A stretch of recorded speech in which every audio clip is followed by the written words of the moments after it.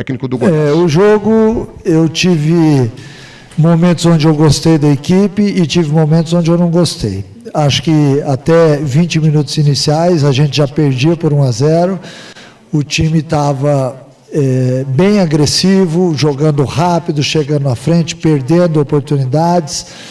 Aí, a partir dos 20 minutos do primeiro tempo, nós passamos a jogar mal, a errar muito passe, a jogar com o time muito espaçado em campo, com uma marcação frouxa, perdendo os duelos, e isso me irritou bastante até o intervalo. Voltamos para o segundo tempo, fizemos nosso gol cedo, e empatamos, e aí sim fizemos um bom jogo. O Criciúma é uma boa equipe, é uma equipe bem montada, com jogadores experientes, que duelam bastante. Eles nos impuseram uma dificuldade dentro da partida, mas a gente teve algumas boas oportunidades no segundo tempo, uma com o Jajá que sobra para o Anselmo, uma com o Pedrinho, uma outra com o Jajá também, enfim, que ele tenta achar um passe ao Pedrinho e acaba jogando a bola um pouco curta. Valeu muito mais pelo segundo tempo. O primeiro tempo, alguns atletas estiveram bem abaixo, com muito erro de passe, e isso, de certa forma, vai intranquilizando a equipe, né? O que acabou gerando isso tudo. Sobre o árbitro, eu achei que ele picotou demais o jogo, ele parou demais, ele faltou um pouquinho de critério na marcação das faltas. Não acho que ele tenha tido uma atuação bizarra, não é isso também, mas eu acho que ele prejudicou a equipe que queria jogar, que era o Goiás, né? Nitidamente, o nosso adversário segurava na batida de tiro de meta, segurava nas faltas, nos escanteios, sempre para tentar ganhar tempo, e de certa forma isso acabou acontecendo ao longo do jogo, porque chega no final do jogo, eles não têm coragem de dar 10, 12 minutos de acréscimo, e aí acaba dando 7 minutos. Se nós tivermos 10 substituições no jogo, só aí já são 5 minutos.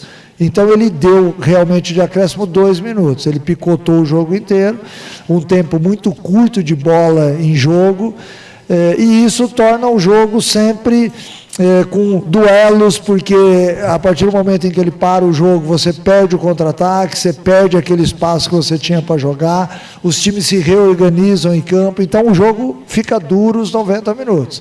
Achei isso, achei que no lance do pênalti, eu até agora, não sei por que ele não foi olhar, porque é um lance que há um contato, mas enfim, o VAR você sabe como é que é, né? Às vezes eles marcam lances semelhantes e às vezes acontece isso.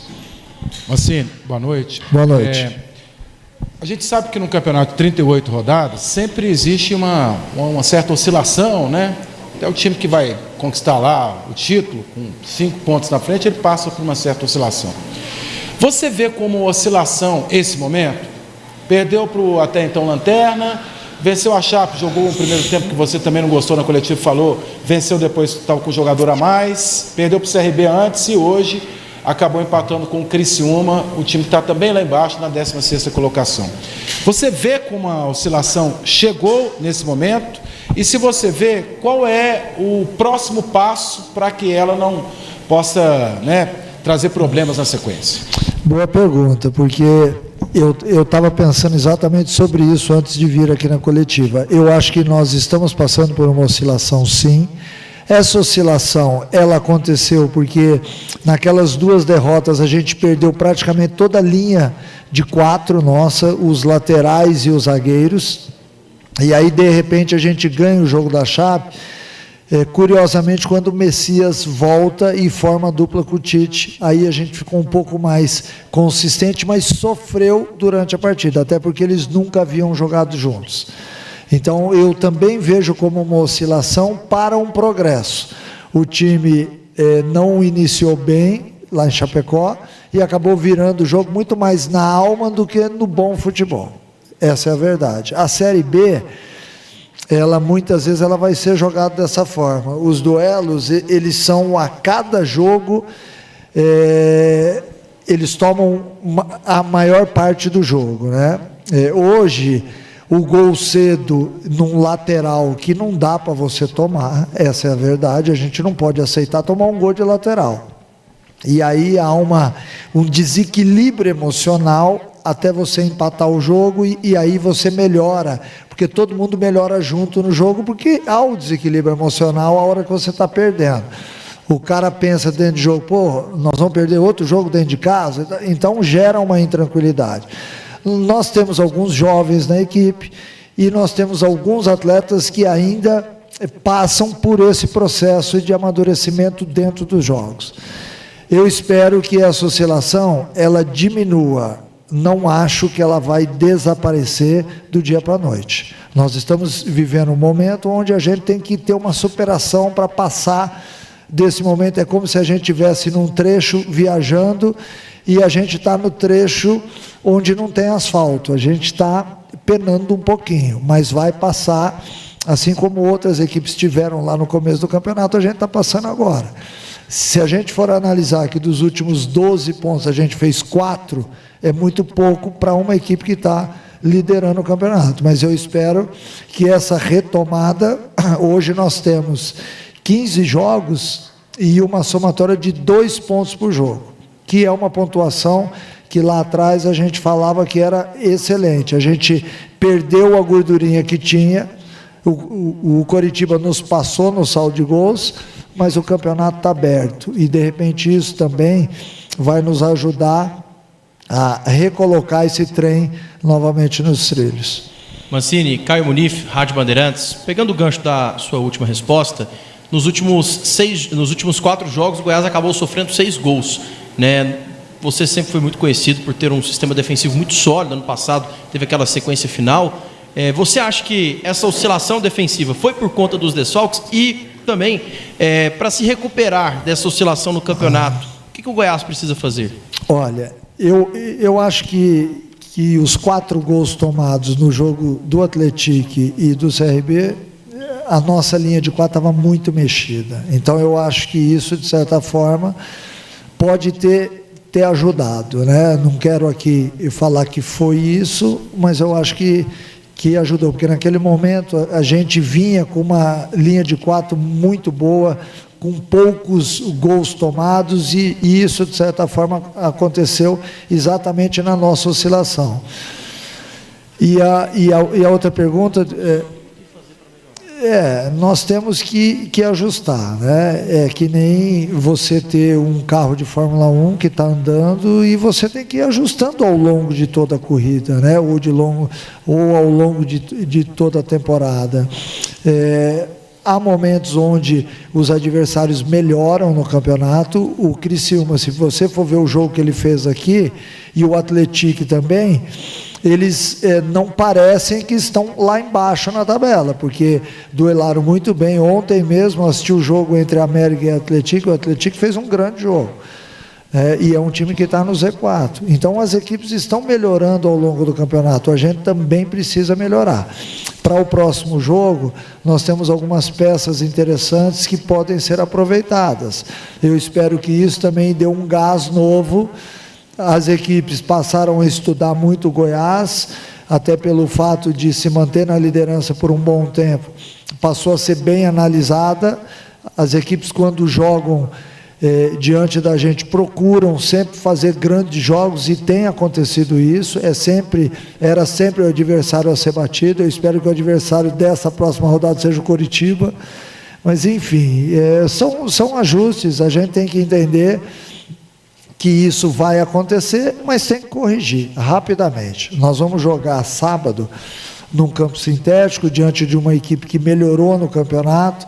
A gente tem que melhorar no primeiro quesito os nossos duelos. Hoje, no primeiro tempo, a gente perdeu a maioria dos duelos, perdeu a segunda bola, e por isso a gente sofreu um pouquinho no jogo. Nós sabemos que quando a gente sai na frente, nós temos uma grande capacidade de vencer as partidas, e isso aconteceu em todas as partidas, né? E a gente já virou 4 jogos. Existe um outro jogo que isso não vai acontecer, e a gente precisa entender que isso é futebol. Então eu acho que o ponto fundamental, resumindo a resposta agora, é a gente reajustar as linhas, melhorar um pouquinho a marcação, melhorar os duelos para que o time possa jogar um pouquinho mais solto dentro de campo, jogar um pouquinho mais de futebol. Hoje faltou um pouco de futebol. Mancini, pegando seu gancho aí de peças interessantes, né, para o próximo jogo, na coletiva de hoje do Rato, eu perguntei para ele por 2 vezes, basicamente a mesma colocação, e as 2 respostas dele: não estou contundido, estou bem na questão física, e se estiver regularizado, estou à disposição do Mancini para sábado lá em Curitiba. Aí que vem a colocação para ti, passa pela sua cabeça, eu sei que está muito cedo, né? Mas, enfim, não custa perguntar, passa pela sua cabeça já convocar o Rato para o jogo de sábado, o próprio Moraes, daqui a pouco o Zé Hugo também, não sei como é que está a situação do Zé Hugo internamente. Podem ser essas peças interessantes, Zé Hugo, Rato e Moraes? Passa sim, passa, e de uma forma muito forte, né, deles estarem já nessa viagem. É óbvio que a gente tem que analisar a partir de agora, daqui até sábado, se o Moraes e se o Rato têm condições já de entrar, de suportar os 90 minutos. O Moraes vinha jogando, acredito que esteja num nível diferente. O Rato teve a parada da Série A, então nós vamos analisar. E também, assim, sempre que um atleta chega no nosso time, a gente não pode gerar para ele um desconforto. De repente o cara entrar num jogo sem que ele tenha feito qualquer tipo de treinamento junto com a equipe, né? Então, talvez por isso, pode ser que ele já não entre direto, mas a nossa intenção é que o atleta esteja na viagem, que participe da partida, até porque nós estamos no momento onde a gente tem que dar uma melhorada no campeonato, e esses atletas estão chegando exatamente para isso, melhorar o nosso nível, aumentar um pouquinho a nossa competitividade, porque os adversários estão competindo muito forte diante do Goiás, e a gente tem que duelar um pouco mais, assim como eu havia dito. O Zé Hugo está liberado, ele só não fez parte hoje porque eu tinha muito atacante no banco, mas ele está liberado para jogar, sim. Boa noite, Mancini. Boa noite. Você acabou de falar sobre que o Goiás tem que melhorar. E a gente faz um recorte dos próximos 4 jogos. São 4 desafios bem complicados que o Goiás vai ter pela frente, né? 4 adversários que estão no G10, 3 que estão no G6, né? O Novo Horizontino é a única equipe dentro do G4, assim como a equipe do Goiás. O que você imagina desses confrontos para uma reta final de primeiro turno? Você estava falando sobre a média de 2 pontos por rodada. Como é que você vê esses 4 desafios como um ponto muito importante, pensando ainda em acesso e título? Olha, eu vejo com bons olhos, eu gosto desse tipo de jogos, eu acho que o Goiás tem que enfrentar essas equipes em igualdade de condições, mesmo jogando fora de casa. Eu estou ansioso por esse final de tabela, exatamente porque nós temos que, dentro dos grandes jogos, mostrar que a gente vai melhorar no campeonato. A gente vinha muito bem, teve uma queda, teve uma oscilação que toda equipe tem, mas esses jogos vão nos servir para isso, exatamente para medir em que patamar a gente está hoje. Eu acabei de falar, eu tenho algumas estreias a fazer, e eu acho que esses atletas também vão dar uma subida de nível na nossa equipe.